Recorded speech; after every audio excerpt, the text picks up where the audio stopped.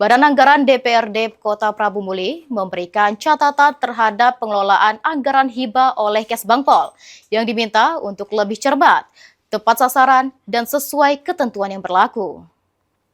Dalam pembahasan anggaran bersama organisasi perangkat daerah, Badan Anggaran DPRD Kota Prabu Muli menyoroti pengelolaan belanja hibah di bawah Kesbangpol. DPRD meminta Kesbangpol lebih cermat dalam merencanakan dan menyalurkan anggaran hibah, baik untuk instansi vertikal maupun lembaga lainnya. Setiap usulan hibah dinilai harus memiliki kebutuhan yang jelas, dasar hukum, serta pertanggungjawaban yang akuntabel.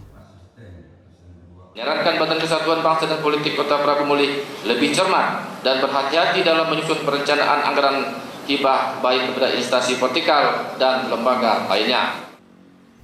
DPRD menegaskan, pengawasan terhadap anggaran daerah termasuk hibah akan terus dilakukan agar pengelolaannya transparan, akuntabel, dan memberikan manfaat bagi masyarakat.